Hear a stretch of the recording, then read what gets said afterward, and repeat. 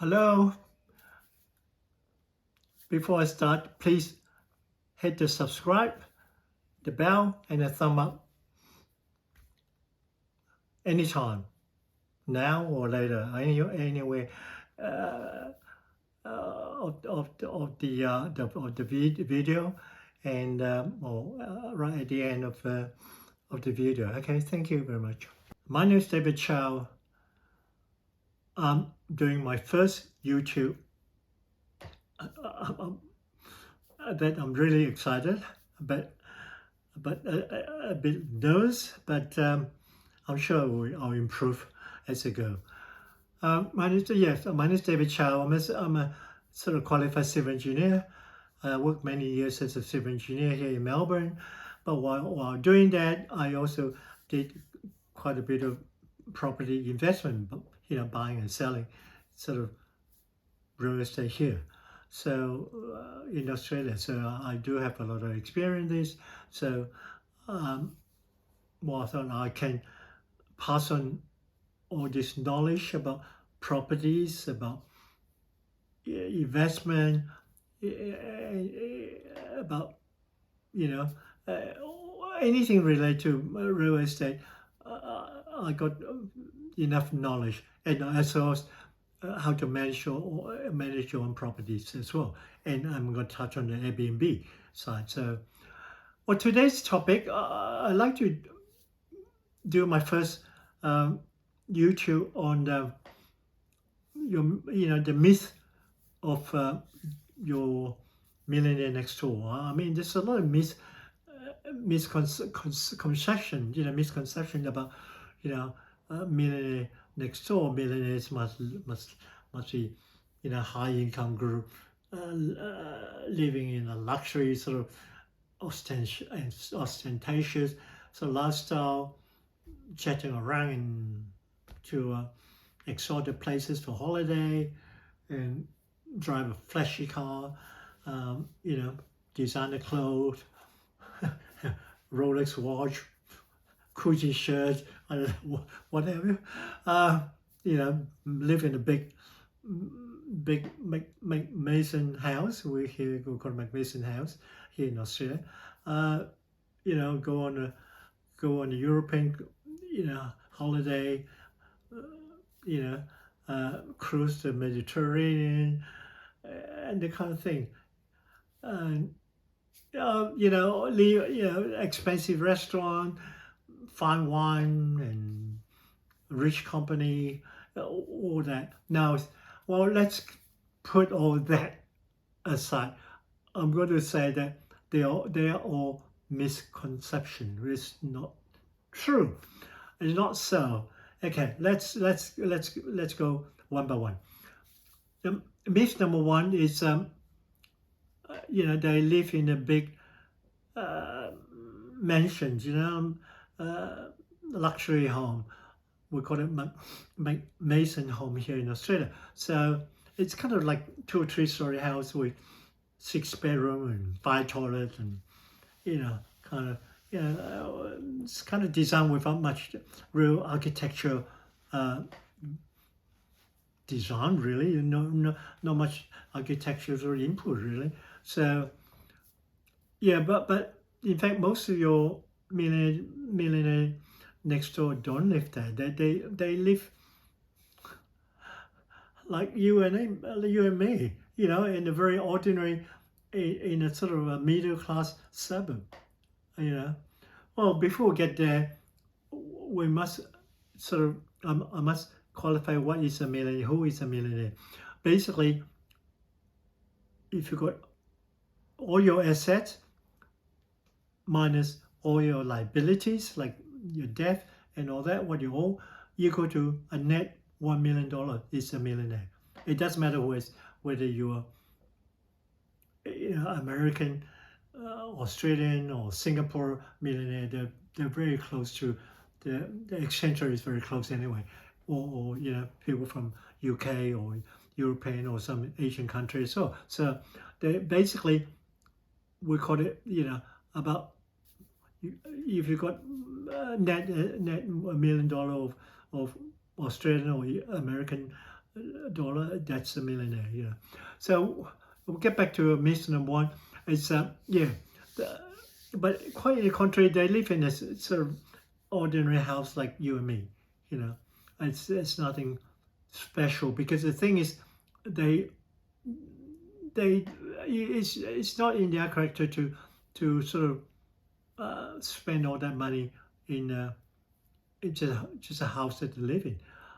I mean, the other thing is, sometimes the people in a very high income group, like Dr. Judge, and dentist, accountant, lawyer, or CEO of a company or director of a big multinational company. They get high income, but at the same time they have very high expenses. They big expense, they big spender. The wife a big spender as well. The whole, they go on holiday. Usually spend about $30,000-$40,000. Travel on a first class. Stay in the 5-star hotel. I mean, that's how they spend all the money. So basically, by the end of, and they live in a house, maybe $2.5 million, $3 million, and they got a bank loan of $2 million. So this individual, when they got a high income, obviously the tax is very high. I mean, some of those are about 50%. What's left over, they pay for the bank loan, pay for the interest rate, and then what's left over maintain their luxury lifestyle. So it's not much left over. If imagine if they even pay off getting a loan for the brand new Mercedes or something.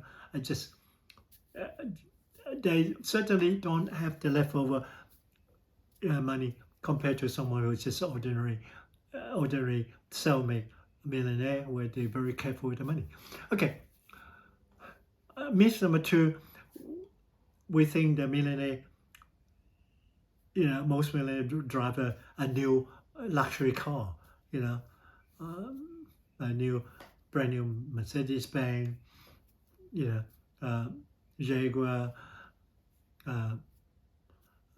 sports car like Ferrari, Porsche, all that. But they actually don't.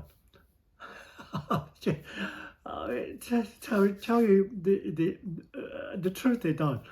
I mean, I know the millionaire around my suburb. I mean, they drive around very ordinary car, and usually a couple of years old. 3 or 4 years old. Most popular ones with Toyota, Honda, maybe Mitsubishi or Mazda. In America, I believe it's the same in that kind of order. Toyota, Honda, maybe Ford, locally produced. So, it's the car they drive is not much different between, them being a millionaire compared to ordinary people. Basically, the same, because they don't, basically they don't see the value of putting money in stuff that depreciate in value. I mean, a car would drop. I mean, imagine you bought yourself a brand new Mercedes, say 100,000.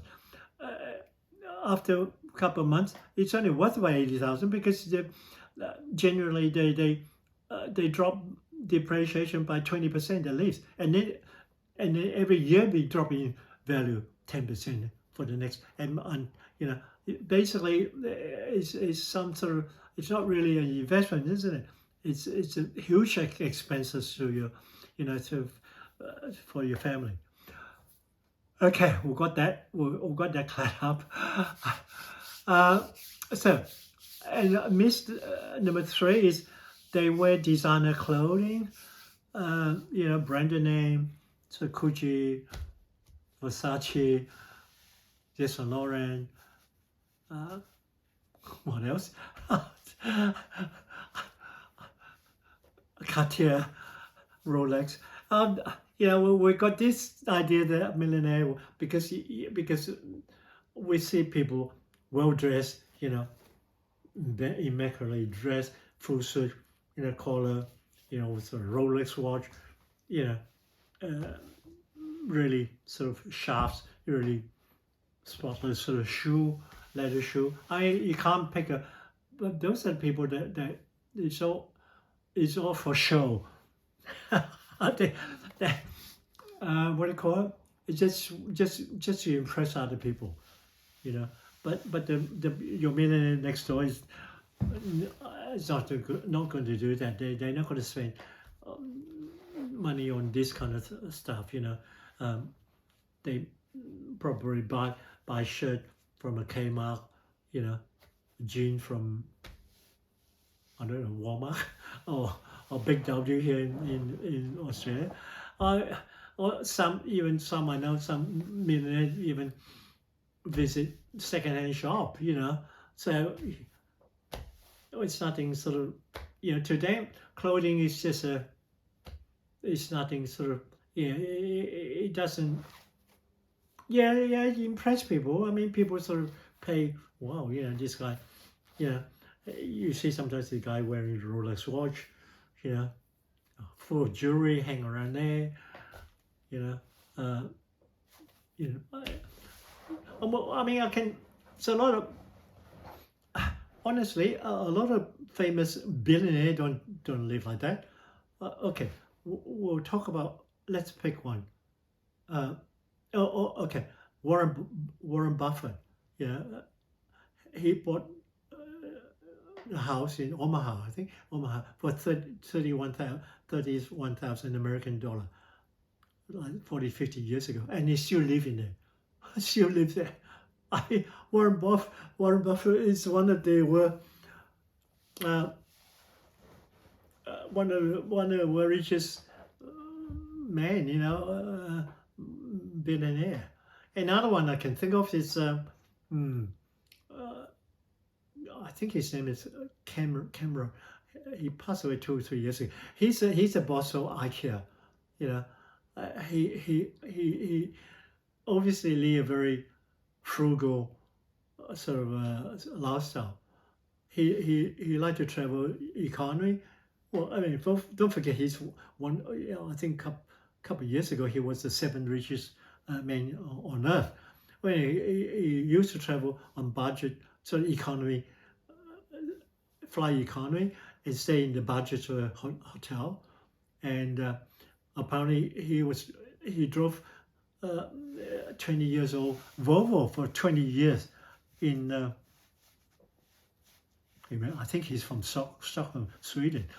So anyway, imagine that before he passed away, he's still driving a 20 years old Volvo. Man, people in Australia don't even do that. And another example, someone like from Hong Kong, Lee Ka-sing. Apparently, he's from very poor background before. He bought a house in Hong Kong and he lived there for 40, 50 years. And he's still the richest man in Asia, So another person I can think of is an actor, Chow Yun Fat. He's a main actor for Crouching Tiger, Hidden Dragon, Crouching Tiger, I think. And anyway, he's I think he's worth $1 million. A very well-praised actor in Hong Kong, and he traveled on the MRT, public transport in Hong Kong, and many times he was spotted in a very cheap sort of noodle shops in the local coffee shop, enjoying his noodles. So this, and apparently he's planning to donate all his billions to charity when when he and his wife passed away. So there you are. Okay, well, let's get away from that. Okay, myth number 4, they go Millionaire Next Door. They go on away on a expensive luxury holidays twice a year. You know, they go to Europe, cruise now,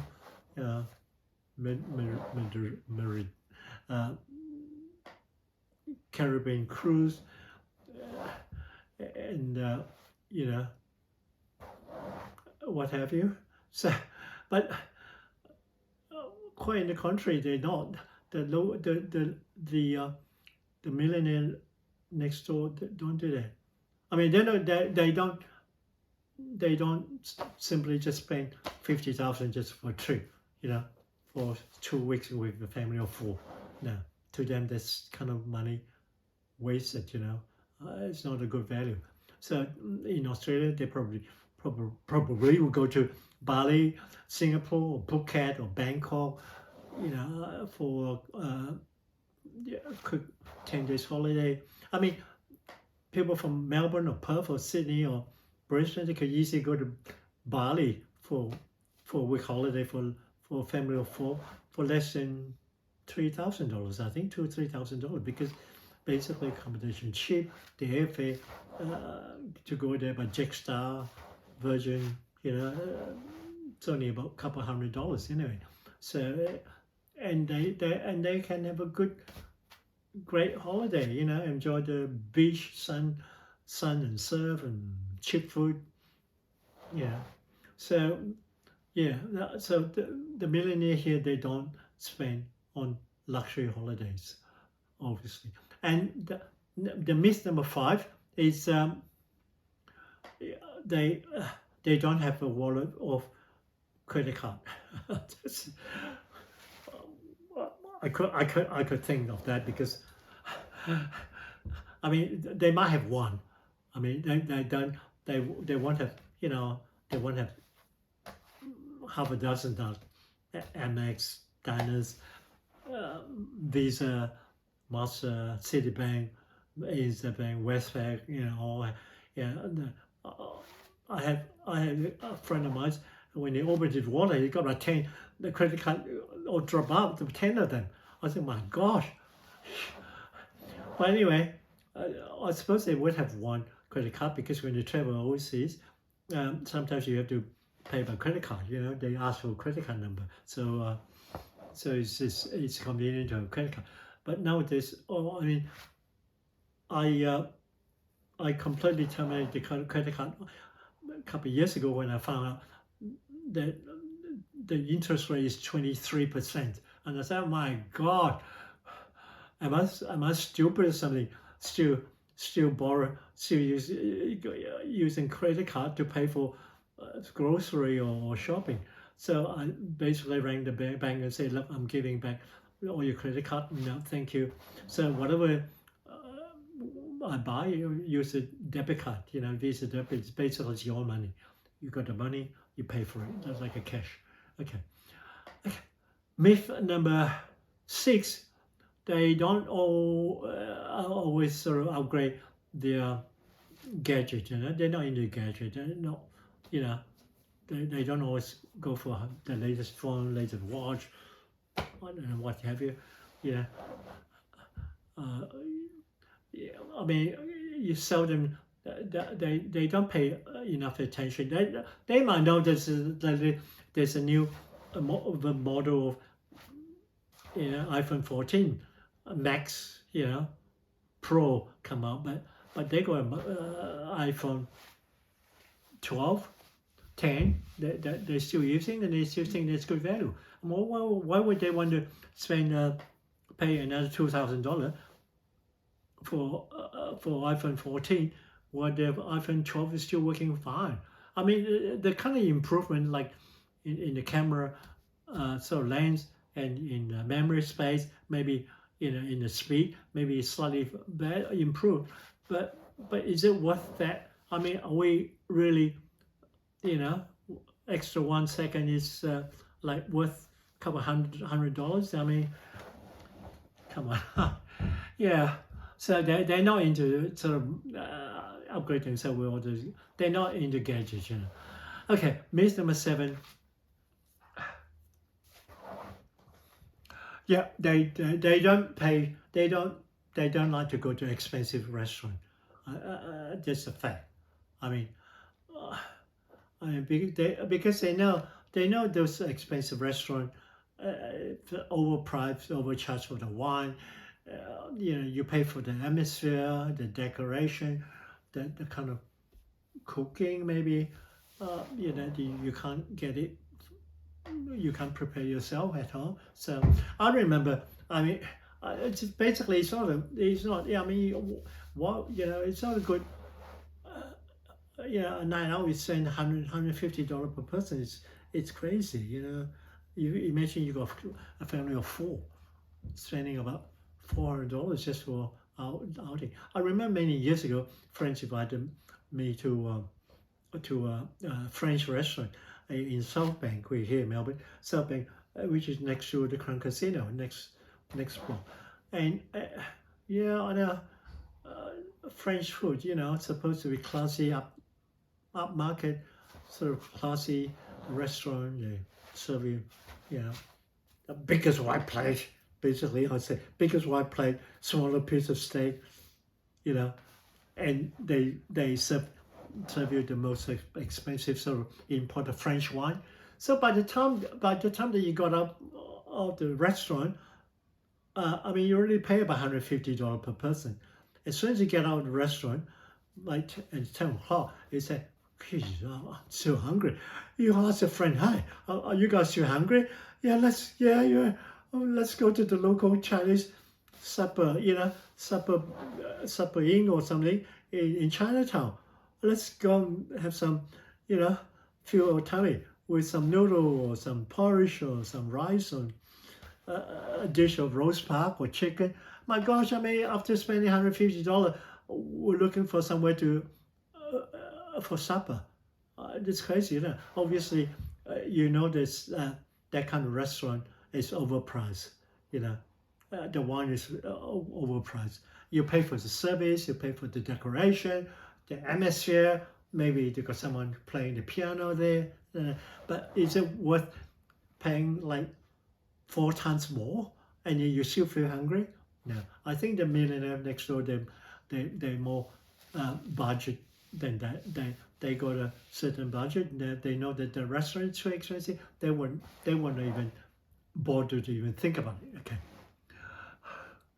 Okay. Myth number 8. They're not a big spender. You know, they're not a big spender. They might appear to be frugal in buying things, but you know, they'll buy something below the normal price. Yeah, they buy something on sale, but they won't go in and buy everything. They just buy the thing that they wanted or they need. You know, 1 or 2 items. Unless some other shopaholic, people just could not resist shopping. Shopaholic, I think that's the word. And they just go and buy here and there, you know. What's the word? Shop until you drop. Anyway, they're not like that. They're smarter than that. They know how hard it is. They know the value of money. They're not going to shop until they drop. So yeah, they in fact they're the big saver. And myth number 9 is they're not the keen sort of membership for a gym, tennis club or golf club or something, because look, I read some sort of article or survey. 70% of the people, join a membership of a gym. They hardly use it.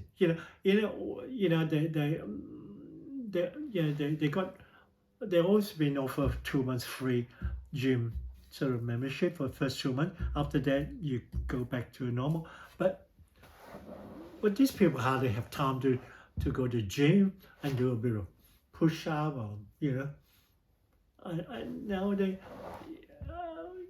they usually, I mean, they're too busy, really, to find time to go to gym. They always have to drive there, and most likely they take the dog for a walk for half an hour, or go for a run at evening, or go to the beach with the kids for swimming, or go to the local pool for swim. They instead of join the membership, they hardly use. Especially gym or golf. How often golf you have to get up really early. I mean, like 5 o'clock. I don't know, to go for a long way to play golf, and come back, shower, and then go to work. I mean, what fun is that? Okay, myth number 10 is fast food. I think we're going to get to that. Fast food. Yeah, I know fast food is, I mean, it's not pricey. I mean, Australia is full of fast food, and then McDonald's, KFC, Hungry Jack, Domino, Pizza Hut, some Mexican food, some sushi. Yeah, it's everywhere. Every corner, every suburb. So you won't miss it. Subway, another one. But anyway, I mean, it's good to sort of get your food like that. Just ring up and pick up your KFC and chips, and KFC and chicken and chips, and But I think this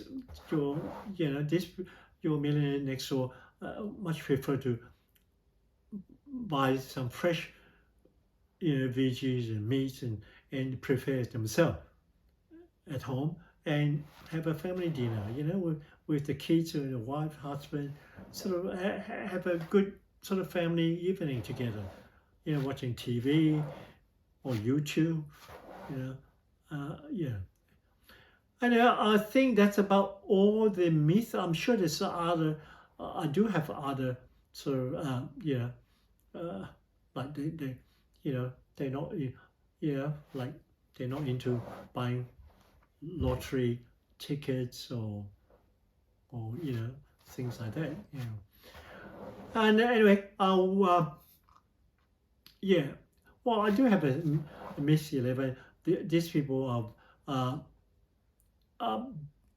definitely they're not showing off. They kind of dislike showing off, and they like to keep a low profile. They like to sort of blend you with the neighbors, ordinary sort of average people, Yeah, there is a saying. I don't know. Should I repeat here?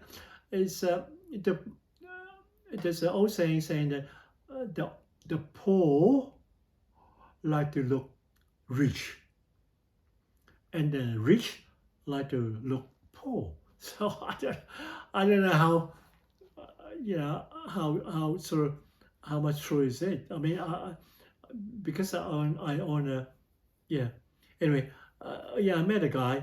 He's really lovely, sort of full suit, Rolex watch, really shiny leather shoe and everything, But I asked him, is he on his own home? No, he's renting his place. So I mean, he drive a sort of flashy sports car as well. I think it was a Japanese one. I think it's RX-7 or something. Anyway, that's a couple of years ago. I mean, but he's living in a rented place. Working in a restaurant. But it's nothing wrong. But just that his priority is dress to impress. Well, I really think that it's come from a rich family, you know. Anyway, to summarize it, your millionaire next door, they are they're humble, and they're down to earth people. They keep themselves low profile, and they dislike to stand out sort of among the crowd, and yeah, and most of them are self-employed, self-made millionaire, and yes, and I believe that 80-90% of them make their million in real estate. So they beside the house that they own, the family home, they also own a couple of investment property, you know, in the same city, usually in the same city. They're not, those investment property not a sort of $1 million, but still sort of they collect good income, a rental sort of thing, you know. So okay, I think yeah, they are great saver. They like to save up the money, and they are good investor. They invest in share market. They definitely invest in real estate. They don't like to buy you know, something depreciate in value, like buying a new luxury car. There's no for them. Is they're not they're smart. They're smart. Okay. Okay. I think my my YouTube is it's come to the end with this one. So in this topic, please subscribe. I should have said that the first thing too, before you start the YouTube. Please subscribe to my channel and hit the bell and hit the thumb up. Give me the support. You know, your support is a great incentive for me to do more. You know, quality kind of content, you know, I plan to do the next one, like how to buy or purchase a real estate or property every 5 years. So basically, if you work for 30 years, you should be able to accumulate 6 different properties here in Melbourne or in Australia. Okay, not the high end sort of property, but maybe sort of average or lower end sort of real estate. But they are easy to rent out. So and they generate, or maybe even purchase it in a country, regional city. You know, in sort of Melbourne or Sydney or Brisbane, sort of, you know, big city. So anyway, that's another YouTube that I plan to do, and also how to manage your rental properties. I mean, I found out the agent don't work after 5. They don't open for inspection on the weekend, and it's so restricted, you know. So basically, I sort of taking back all my rental property and doing myself. I basically manage myself. Yeah, I went back to uni, did a 12 months real estate course. Qualified to manage. I think essentially landlord, you can manage your own property, but there's the couple sort of regulation forms that you need to use, or lease from, you know, yeah. So providing a safe, you need an electric and gas check and certificate. Anyway, that's another YouTube.